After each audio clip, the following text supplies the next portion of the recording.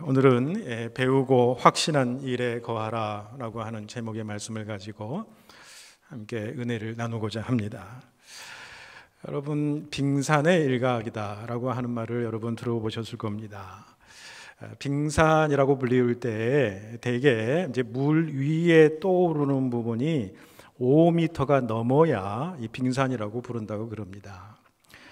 그런데 물 위에 나타난 것은 10%에 불과하고 물 아래 가라앉은 것은 90%라고 그래요.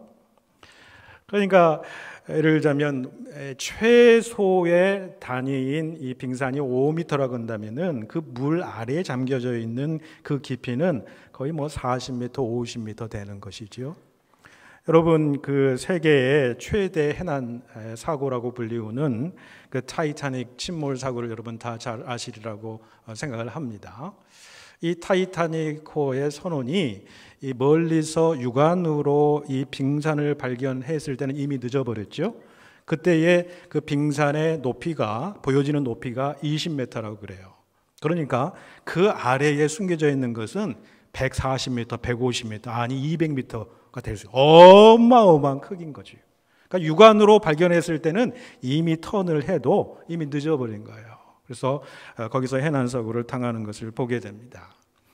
그런데 이 빙산들은 보면은요, 조류를 따라서 따뜻한 곳으로 흘러가 녹아지기까지 크기에 따라서는 2년에서 한 10년 정도의 세월이 걸린다고 그럽니다. 근데 참 흥미로운 점이 있습니다. 그것은 뭐냐면 빙산 말고 이 빙산 주변에는 수많은 떨어진 작은 얼음 덩어리들이 이렇게 같이 흘러간다고 그러는 거예요. 그런데 이 부스러기들은 빙산이 흘러가는 방향과 다른 방향으로 또는 반대 방향으로 이렇게 흘러가기도 한다라는 거예요. 왜냐하면 말씀드렸습니다만 그 빙산은 빙산의 일각 보이는 것, 그 안에 보이지 않는 것이 훨씬 더 깊이 크게 있죠. 그래서 이 빙산은 바다 밑에 도도히 흐르는 조류에 따라서 이렇게 움직이고 흘러가게 되지만은 부스러기 얼음 덩어리들은 물 표면의 바람이라든지 물결에 의해서 여기저기 흔들리면서 움직이게 되더라는 것이죠. 자, 이 점을 우리가 신앙생활에 적용할 수 있다고 생각을 합니다. 우리의 신앙생활이 그리스도의 깊은 진리와 생명의 말씀의 깊은 그 도도한 물결을 따라서 흔들림 없이 우리가 움직이며 나아가는 신앙생활을 하고 있느냐, 아니면 세상의 바람과 물결 따라 이리저리 요동치면서 우리 신앙생활을 하고 있는가, 이렇게 질문할 수가 있겠죠. 세상의 바람과 물결을 따라 움직이는 것은 다른 게 아닙니다. 내 신앙생활이 내 기분 따라, 내 감정 따라, 내 생각, 내 판단에 따라 자기 소견에 옳은 대로 움직여가는 것을 의미하는 거예요. 때로 우리의 귀를 간지럽히고 더럽히는 인간의 부정적인 말들에 의해서 내가 쉽게 영향을 받는 거예요. 여러분, 조선시대의 영조 대왕은 아주 유명한 일화가 있는데 자기가 나쁜 말을 했을 때는 즉시 돌아와서 이를 닦았다고 그럽니다. 그리고 나쁜 말을 듣게 되었을 때는 자기 귀를 씻었다고 그래요. 그러니까 부정적인 말, 이런 것에 자기가 영향을 받지 않겠다라는 상징적인 행위가 되겠죠. 그런데 이런 부정적인 말들에 의해서 휩싸이게 되는 거예요. 더 나아가서는 남을 비방하고 모함하고 업신여기는 어떤 나쁜 말들에 의해서 막 영향을 받는 거죠. 또 세상의 소리들에 의해서 내가 영향을 받는 겁니다. 디모데전서에 이 바울이 말씀하는 대로 이 세상에 망령되고 허탄한 어떤 생각들, 세상의 가십거리들에 의해서 막 흔들리는 경우들이 있게 되더라는 거죠.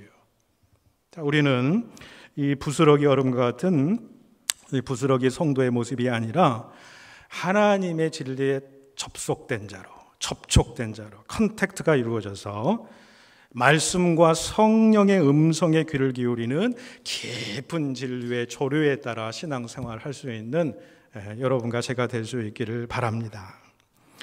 그러면 우리는 무엇을 따라 살아가야 하는 것인가? 이것이 오늘 본문의 말씀의 주제라고 볼 수 있습니다. 그리고 그에 대한 명확한 답이 나와 있는데 오늘 본문의 14절에 나와 있습니다만은 오늘 설교 제목이기도 하는 것이지요. 배우고 확신한 일에 거하라라고 하는 거예요.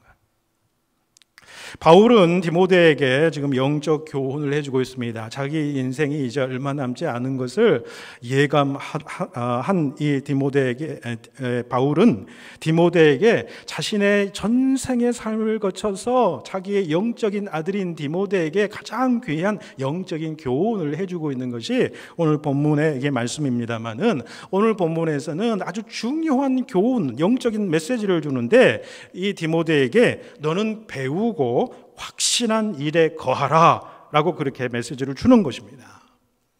그러기 위해서 바울은 구체적으로 오늘 본문 말씀 가운데에 고민하는데 크게 두 가지로 고민을 하고 있습니다. 먼저 본문은 영적 스승들의 신앙과 삶을 본받으라 그렇게 말씀을 하고 있습니다.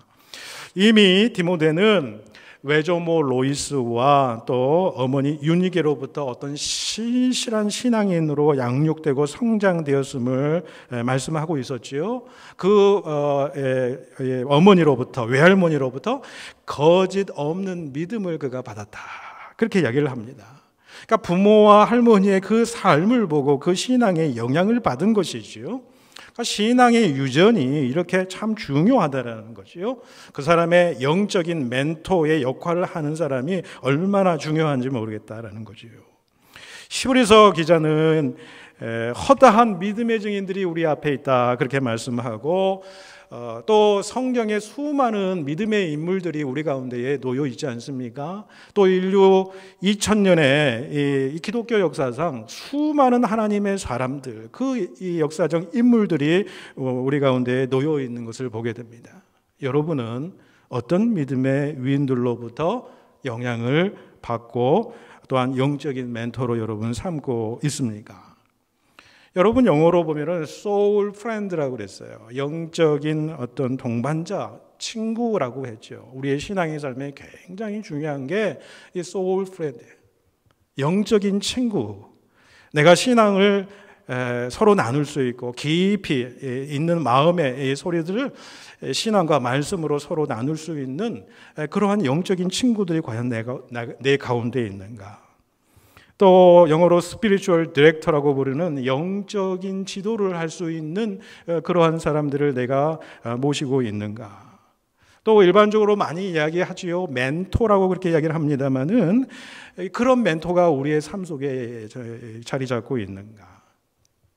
자기가 본받고 싶은 영혼의 동반자라든지 또 영적인 삶의 스승을 곁에 두고 우리의 신앙과 삶의 선한 영향을 받는 것이 얼마나 큰 축복인지 모르겠어요.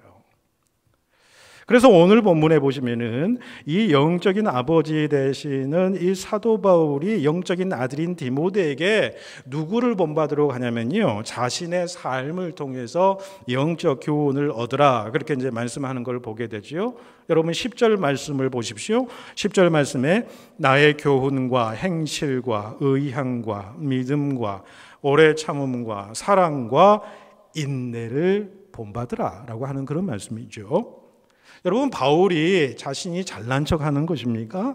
잘난 자신을 본받으라 그런 말씀입니까? 그렇지 않아요.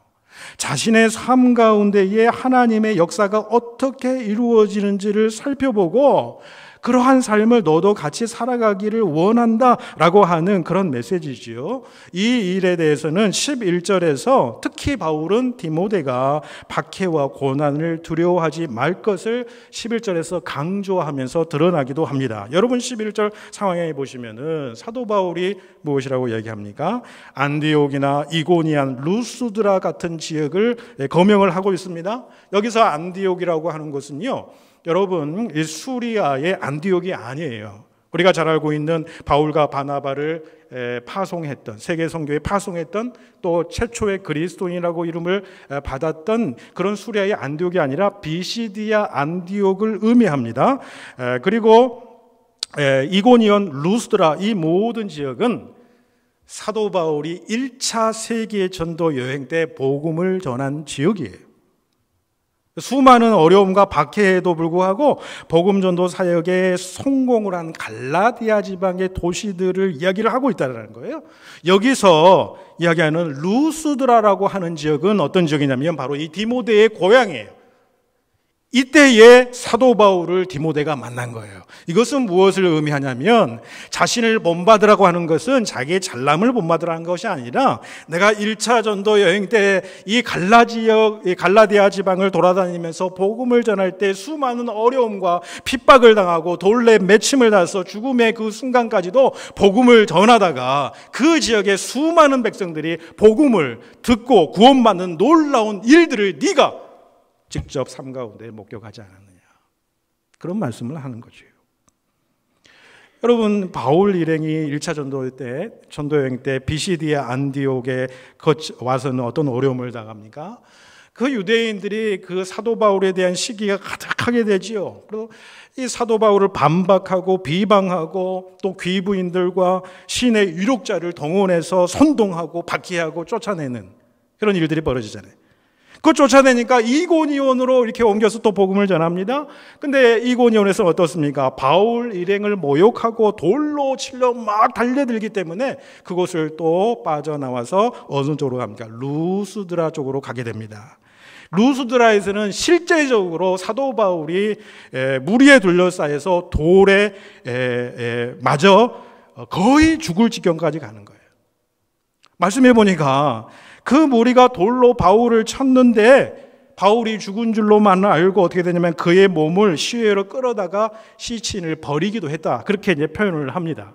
그러니까 죽을 도록 맞았다는 거예요. 온몸에 피투성이가 되어 있었다라고 하는 거예요. 그런데 그 다음 말씀이 참 재미있는 말씀이 있어요. 그 다음 구절이 사도행전 14장 20절인데 뭐라고 표현하냐면 제자들이 그 피 맞고 죽음의 그 자리에 있는 그 사도 바울을 빙 둘러섰을 때에 바울이 일어나니라, 그렇게 표현해요. 그리고 나서 그 이튿날 바로 더베라는 곳에 가서 또 복음을 전하는 그런 모습을 보게 됩니다. 그러니까 바울 일행은 이런 핍박과 박해를 통해서도 놀라운 복음의 열매, 수많은 이들을 이 갈라디아 지방에서 구원한 것을 말씀을 하는 거예요.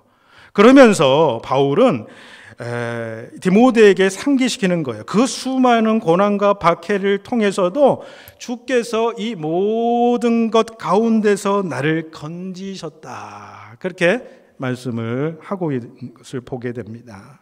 그러면서 경건하게 살고자 하는 자는 핍박을 받는다라고 말씀을 합니다만은, 그러나 그 핍박 중에서도 건지시는 하나님을 경험함을 네가 이 디모데 네가 경험하지 않았냐, 직접 눈으로 목도하지 않았느냐, 그런 말씀을 하는 것이지요. 우리가 팔복에도 보면은 의를 위하여 박해를 받는 자는 복이 있다, 그리고 그들에게 주어지는 복이 뭐냐면 천국이 그들의 것입니다, 그런 말씀을 해요. 하나님의 나라가 그들의 것입니다라는 거예요.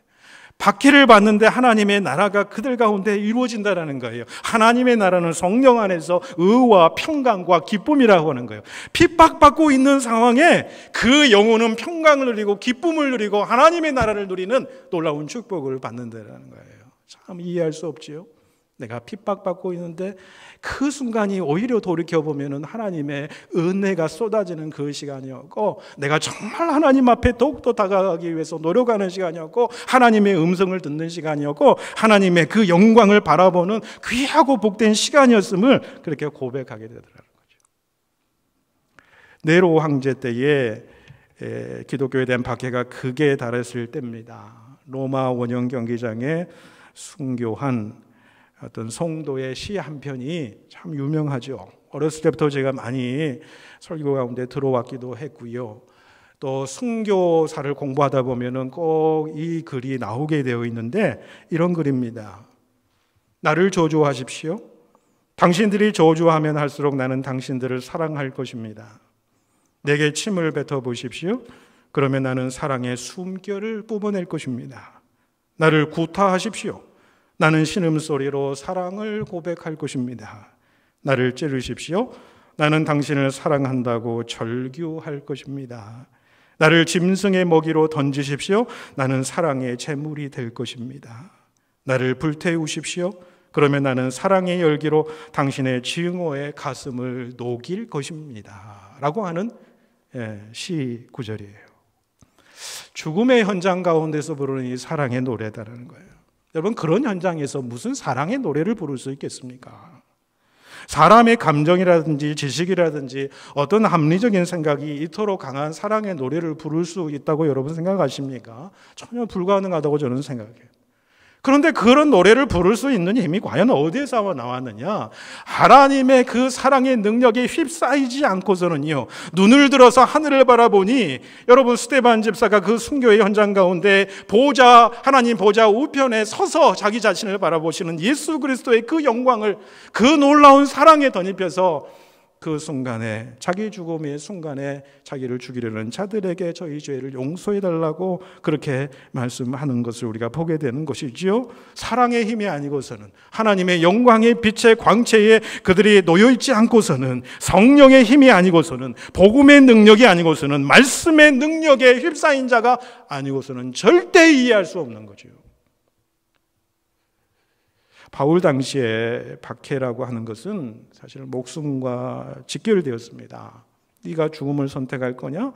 예수를 선택할 거냐?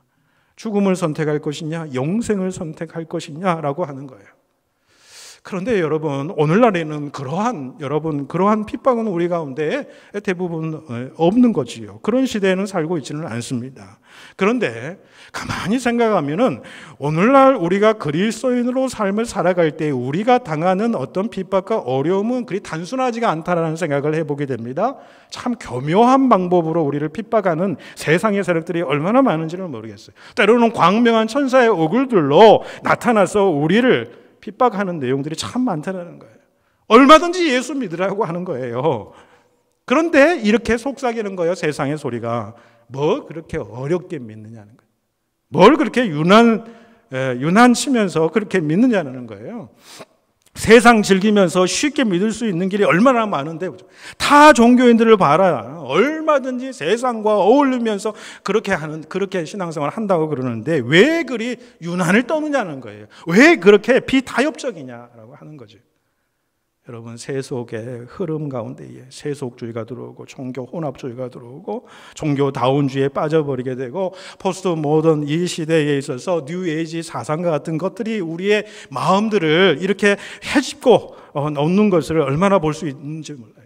이런 분위기에 알게 모르게 우리가 물들어가고 있는 그 자신의 모습을 보게 되더라는 거죠. 그래서 본문 13절에 사도 바울도 이렇게 이야기를 하잖아요. 악한 사람들과 속이는 자들은 더욱 악하여져서 속이기도 하고 속기도 한다는 거예요.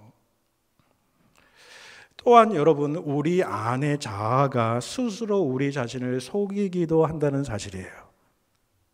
여러분, 바울 같은 위대한 사도도 뭐라고 얘기합니까? 내 안에 두 세력이 서로 싸운다라고 얘기를 하자는 거예요. 내가 원하는 것은 내가 행하지 아니하고 도리어 미워하는 것들을, 원하지 않는 것을 막 행하게 한다라고 이야기를 하면서 이 둘 사이에서 영적인 싸움에 지쳐있는 자신의 모습, 때로는 도리어 행하지 않는 자신의 모습을 바라보면서 뭐라고 탄식합니까? 오라, 나는 곤고한 자로다. 그렇게 절규하잖아요. 여러분, 신앙생활에서 중요한 싸움 중에 하나는 바로 나 자신과의 싸움이라고 생각합니다. 나 자신과의 싸움. 여러분, 노자도 그런 이야기를 하지 않습니까? 남을 이기는 자가 강한 자인데 자기를 이기는 자가 더 강한 자다. 그렇게 말씀합니다. 여러분, 잠언 16장에도 뭐라고 이야기합니까? 자기의 마음을 다스리는 자가 성을 빼앗는 자보다 나으니라. 그렇게 말씀하잖아요. 나 자신과의 영적인 그 싸움의 현장에서 승리하는 자가 더 강한 자라는 거예요. 왜냐하면 마음을 지키는 것이 왜 중요하냐면 생명의 근원이 거기에서 나오기 때문이다라고 하는 사실이죠. 우리는 외부에서 오는 핍박도 그렇지만 우리 내부에서 세상성 속에서 들려오는 수많은 그 핍박의 소리, 또한 우리 내면에서 싸우는 영적 이 갈등에서 나오는 싸움에서 우리는 반드시 승리해야 될 줄로 믿습니다. 다음으로 배우고 확신한 일에 거하는 가장 온전하고 근원적인 방법에 대해서 바울이 말씀하고 있습니다.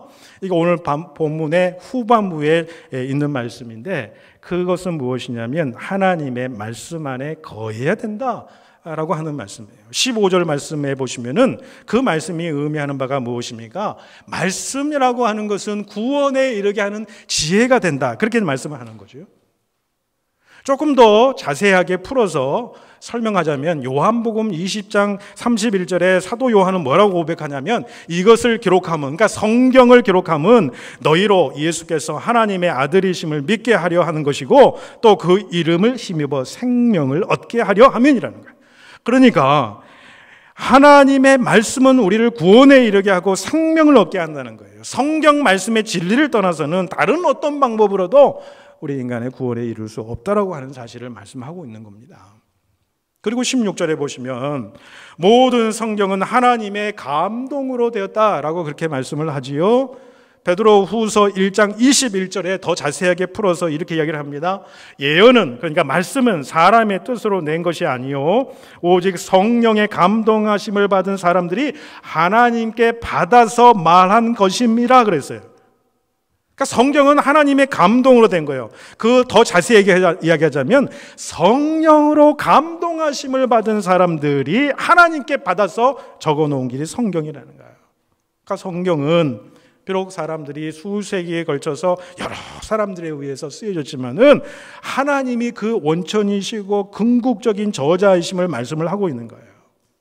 성령은 성경 저자들이 말씀을 듣고 깨닫고 기록하는 전 과정 속에서 역사하신다는 거예요. 성경은 그래서 성령의 감동하심을 받은 사람들이 쓴 것이기 때문에 성령의 감동하심의 역사 없이 그 말씀이, 성경 말씀이 하나님의 말씀으로 깨달아지지를 않는 거예요.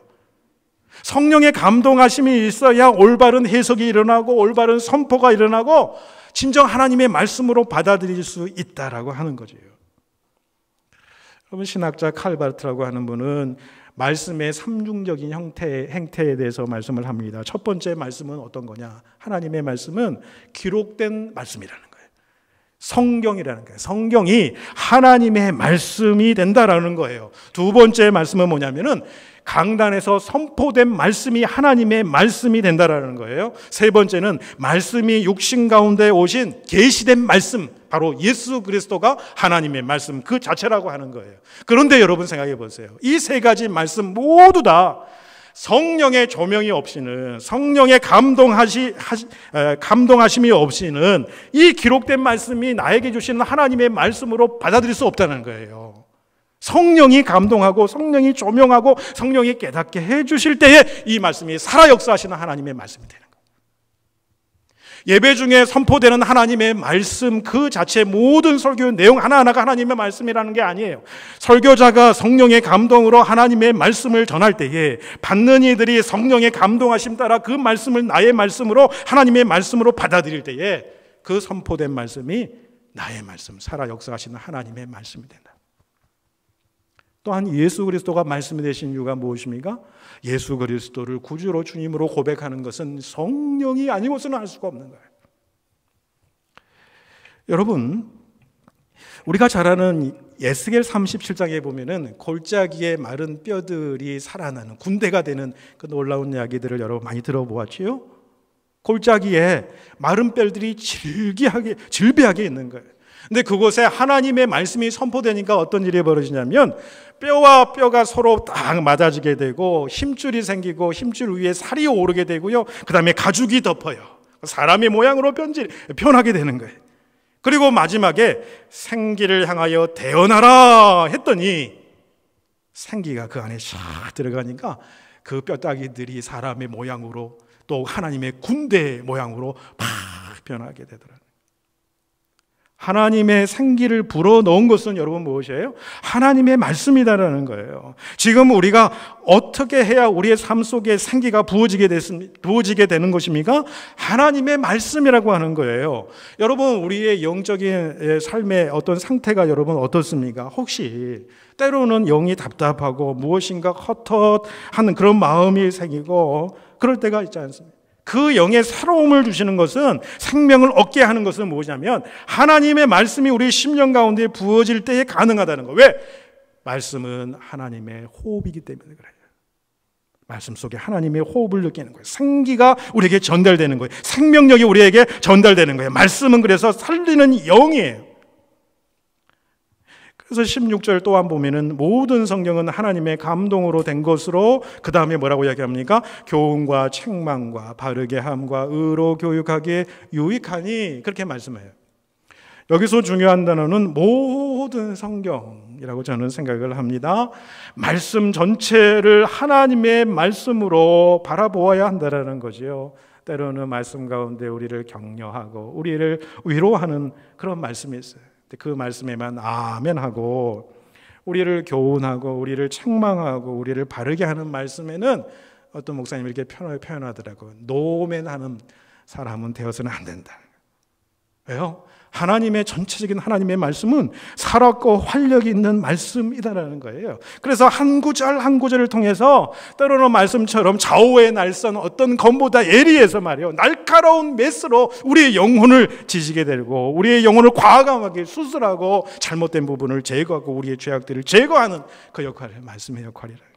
그래서 말씀이 혼과 영과 관절과 골수를 찔러 쪼개기까지 하고 우리의 마음과 생각과 뜻을 감찰하신다는 거예요. 그 말씀이 우리의 영을 살리는 거예요. 회복시키는 겁니다. 여러분, 2차 세계대전 때에 전투기 조종사로 복무한 경험이 있는 분이 간증을 했습니다. 이분이 훈련을 받을 때에 교관에게 정말 엄숙하게 교육을 받은 것이 있는데 귀에 못이 박히도록 그 교육을 받은 거예요. 그 교관이 무슨 얘기를 하냐면, 너희들은 절대 느낌으로 비행기가 바른 방향으로 가고 있다고 믿어지지 않을 때가 분명히 있을 거다라는 거예요. 특히 칠흑과 같은 밤중에 조종할 때는 더더욱 그렇다라는 거예요. 그럴 때에 느낌과 그 기분을 버려야 된다는 거예요. 끝까지 계기판들을 철저하게 믿고 비행해야지 너희들이 산다라고 하는 사실을 귀에 못이 박히도록 이야기하는 거예요. 그가 조종사가 된 이후에 한 번은 밤에 비행을 했는데요, 비행기를 운행하는 중에 비행기가 심하게 요동치는 것 같은 거예요. 그 자기의 느낌에 보니까 오른쪽 날개가 너무 낮아진 것을 그렇게 느끼게 된 거예요. 그럴 때 오른쪽 날개를 위로 해서 조종관을 팍 옮기는 거예요. 그런데 순간 계기판을 보게 되니까 그 순간 등에 식은땀이 쫙 나는 거예요. 자기가 엉뚱한 방향으로 가고 있다는 거예요. 또 거꾸로 뒤집어서 날고 있었다는 거예요. 그때 교관의 말을 생각하고 그 계기판을 바라보고 조종관을 옮겨서 자기가 돌이켜 살게 되었다, 그런 고백을 했다고 합니다. 우리들의 생각이나 느낌이나 감각이나 판단으로 살다가 잘못된 길로 갈 수 있다는 거죠. 우리는 생명의 계기판 대신 하나님의 말씀을 철저하게 끝까지 붙잡고 살아야 될 줄로 믿습니다. 여러분, 우리가 잘 아시는 대로 유대인들이 세상 가운데 끼치는 영향력은 참 대단하다고 볼 수가 있지요. 세계 경제의 흐름을 주도하고 있는 미국 경제이지 않습니까? 근데 그 미국 경제를 지배하는 사람들은 유대인이라고 해도 과언이 아니죠. 그들이 돈만 쥐고 있는 것이 아니죠. 교육이라든지 법률, 또 언론, 영화 등 각각 모든 분야에 이렇게 영향을 미치고 있는 것을 보게 되죠. 거의 2000년 동안 나라도 없이 온갖 학대와 고통을 당한 민족이 어떻게 이런 민족이 될 수 있었을까? 여러 가지 원인이 있지만은요, 한 가지 정확한 명확한 모든 사람들이 내리는 원인 중에 하나는, 이유 중에 하나는 뭐냐면 그들이 어렸을 때부터 말씀 교육을 받았다는 거예요. 신명기 6장 4절에서 9절까지 말씀, 바로 이 쉐마 교육을 받았다는 거예요. 일어나면 쉐마를 외우고 기도할 때마다 쉐마를 암송하고 자기 전에 쉐마를 외운다라는 거예요. 그 쉐마는 뭐예요? 오직 여호와 하나님이 유일하신 여호와 하나님이시고, 그래서 마음과 뜻과 힘을 다하여 내 여호와 하나님을 사랑하고 내게 명하는 말씀을 마음에 새기라, 그 말씀이에요. 그 말씀을 지키기 위해서 어떻습니까? 문설주에 매다는 매주자 안에도 그 말씀을 새겨놓고 이마에 메고 다니고요, 또 손에 이렇게 나선형으로 묶고 있는 이 테필린에도 그 말씀을 새기고 살아간다는 거예요. 그들이 그렇게 하는 것은 무엇이냐면 말씀 그대로 복종한 거, 순종한 거예요. 신명기 6장 7절에 보시면은 너희들이 자녀들에게 부지런히 가르치고 집에 앉아 있을 때든지 길을 갈 때든지 누워 있을 때든지 일어날 때든지 말씀을 강론하고 말씀을 묵상하라. 이 말씀을 끝까지 받았기 때문에 세계 어느 곳곳에 흩어져도 그 민족이 살아남았다. 또한 유대인들의 성공 비결 가운데에 독특한 그들의 공부 방식이 있다고 그래요. 그것을 하브루타라고 그렇게 부르더라고요. 근데 원래 이 하브루타라고 하는 공부 방식은 뭐냐면 회당에서 말씀을 공부할 때 쓰는 방식이었다고 그래요. 어떤 말씀을 어떻게 공부를 하냐면 둘씩 서로 짝을 이루어서 큰 소리로 서로 말씀에 대해서 가르치고 그 말씀에 대해서 해석하고 또 다른 해석이 있으면 서로 논쟁하는 거예요. 그래서 여러분 다큐멘터리 같은 거 보면은 이 하브루타 이 공부 방식이 행해지는 회당에 들어가 보면요, 그 도서관이 조용한 게 아니라 아주 시끄럽고 막 소리들이 여러 소리들이 많이 나는 것을 보게 돼요. 이것은 바로 이 하브루타의 공부 방식이라는 거예요. 서로 토론하면서 실제적인 지식이 축적이 되고 그 가운데 창의력이 발달이 되고 논리력이 향상된다. 이 방식이 모든 분야에 다 적용이 된다는 거예요. 사실은 이 공부 방식도 사실은 말씀을 묵상하고 공부하고 말씀 양육 방식에서 나온 것이라는 거예요. 이 말씀에서 이 쉐마 교육에서 그들이 지금까지 이러한 영향력이 미치는 삶을 살았다라고 하는 것을 보게 되죠. 역사상에 보시면요, 여러분 영국 옥스퍼드 대학에 1726년경에 조직된 조그마한 동아리 그룹이 있었어요. 그 그룹의 이름은 홀리 클럽이라고 하는 그룹이었습니다. 처음에 4명이 아주 작은 숫자가 시작됐어요. 나중에는 숫자가 붙었지만 그렇게 많은 숫자는 아니었어요. 정규적으로 저녁에 한 3시간 정도, 4시간 정도 모여서 같이 기도하고 또 성경을 원어로 연구하는 그들이었어요. 그래서 그들은 다른 사람들이 뭐라고 그러냐면 성경벌레다, 바이블 마스라고 이렇게 다른 사람들이 얘기했어요. 존벌레가 옷을 갉아먹듯이 어찌나 그들이 성경을 파고드는지 그런 별명들이 붙이게 되었다는 거예요. 자, 여러분, 그런데 그 작은 모임의 결과가 어떻게 되었는지 아십니까? 그 중에 몇 명 안 되는 사람 중에 그 모임을 주도했던 사람이 누구냐면 요한 웨슬리라고 하는 분이에요. 이 사람 덕분에 영국은 종교개혁 혁명을 겪지 않았습니다. 그리고 미국은 이 웨슬리에게 복음의 빛을 지게 된 것이죠. 요한 웨슬리의 동생 찰스 웨슬리라고 하는 분도 같은 클럽에 있었는데 평생 6,000개 이상의 찬송시를 지은 사람이 되지요. 그 다음에 그 홀리 클럽 멤버 중에 한 사람이 누구냐면 그 유명한 조지 휘필드라고 하는 인물이에요. 복음 전도자예요. 설교를 한 번 하면 수많은 사람들이 그 설교를 듣고 복음을 받아들였던 조지 휘필드. 이 웨슬리와 조지 휘필드가요, 나중에는 미국으로 갑니다. 그래서 조나단 에드워즈와 더불어서 뉴 잉글랜드 지방에서 부흥운동을 일으켜서 미국에 뭐가 일어나면 1차 영적 대각성운동이 그들로 일어나게 돼요. 그들로부터. 그리고 이후에 식어지다가 다시 2차 대각성운동이 벌어지고 이 대각성운동의 말미에 뭐냐면 학생 자원운동이 벌어지게 되어서요. 그 자원운동, 이 영적 대각성운동에 영향을 받던 수많은 백성들이 미국의 유럽의 수많은 그 청년들이 세계 곳곳으로 복음을 전하게 가요. 우리나라의 초기에 왔던 선교사님들이 바로 이 영향을 받아서 우리나라에 온 거예요. 놀랍지 않습니까? 4명에서 시작되는 작은 홀리 클럽, 이 말씀을 연구하고 경건에 이르도록 노력했던 그 작은 모임을 통해서 이런 놀라운 일들이 벌어지게 되었다라고 하는 사실이죠. 여러분, 오늘 말씀처럼 사람은 말씀으로 교훈받고 책망받고 교정받고 훈련받아야 오늘 하나님의 사람으로 하나님께서 선하시고 기뻐하신 일들을 감당할 능력을 얻게 되더라 라는 사실 우리가 꼭 기억해야 됩니다. 나치 지하에서 고분분투했던 디트리츠 본헤퍼 목사님이 이런 말씀을 했습니다. 성경의 말씀이 결코 당신의 귓전에서 떠나서는 안 됩니다. 당신이 사랑하는 사람의 말을 분석하지 않고 그대로 받아들임과 같이 성경의 말씀을 받아들이고 마리아가 그랬듯이 당신의 마음속으로 곰곰이 생각해 보십시오. 그리고 그 말씀이 당신에게 직접 다가와 당신을 사로잡을 때까지 오랫동안 묵상하십시오. 말씀이 자신을 사로잡을 때까지 계속해서 말씀을 생각하고 묵상하라는 거예요. 되새김질하라는 거예요. 그 말씀의 묵상이 우리의 삶을 이끌어간다는 거예요. 여러분, 우리는 지금 마지막 때를 살아가고 있습니다. 가치관의 혼란이 일어나고 때로는 영적인 무질서가 우리의 삶 가운데 있고 어떤 것이 선한 것인지 악한 것인지 구별하지 못하는 이 혼탁한 시대에 살아가고 있습니다만은 바로 이러한 때에 우리에게 방향을 잡아줄 유일한 키가 있다고 한다면 그것은 바로 하나님의 말씀인 줄로 믿습니다.